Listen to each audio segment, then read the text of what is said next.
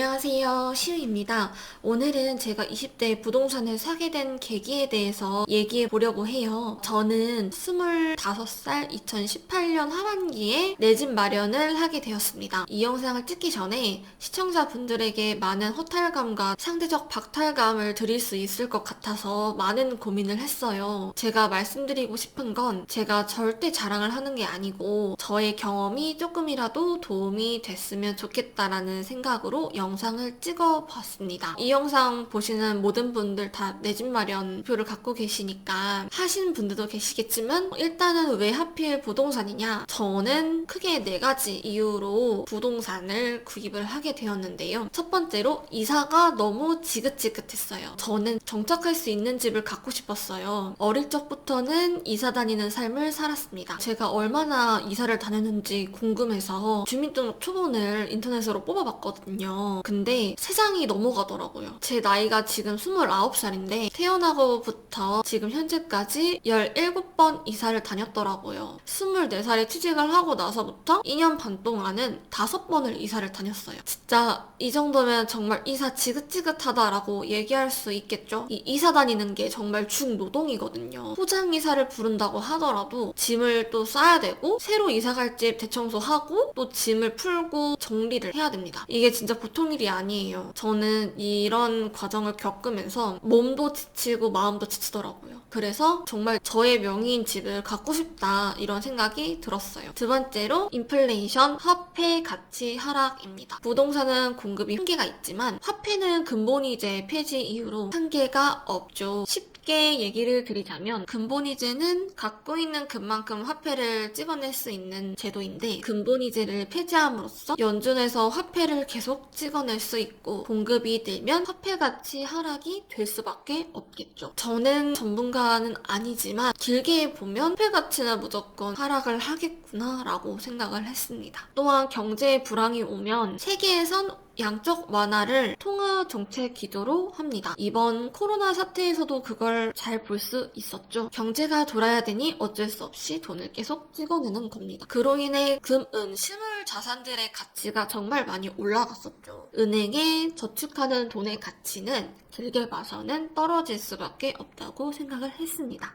그래서 무조건 실물 자산을 갖고 있어야겠구나 라고 생각을 했고 그 중에 하나인 부동산을 구입을 해야겠다 라고 생각을 했습니다. 세 번째, 시장은 나를 기다려주지 않는다. 지금 집값이 1년 뒤? 아니 몇 개월 뒤라도 크게 달라질 수 있다고 생각을 했어요. 상승장이 있다면 하락장이 있는 게 시장이고 이 하락장이 무섭지 않다면 거짓말이겠죠. 하지만 하락장이 언제 올지 마냥 기다리면서 지금 현재 주어진 기회를 날려버리고 싶지 않았어요. 현재 자금으로 등기칠 수 있었던 물건들이 미래에는 값이 올라버려서 턱없이 자금이 모자라게 될 수 있겠다라고 생각을 했습니다. 시장이 너 5천만 원밖에 없어? 1억 모을 때까지 기다려줄게 라고 하면서 저를 기다려주지 않아요. 정말 냉혹한 게 시장인 것 같아요. 물론 막연하게 돈 모았으니 집 사야지 이런 게 아니고 시장을 볼 수 있는 힘을 기르는 건 기본인 것 같습니다. 저는 구입한 부동산이 호재가 있다고 판단을 했고 하락장이 오더라도 크게 하락하지 않을 거라고 생각을 했어요. 그래서 나름의 확신을 갖고 구입을 하게 된 거고요. 제가 열심히 어떻게 모은 피 같은 돈인데 자산을 지키기 위해선 공부는 기본이라고 생각을 했습니다. 그래서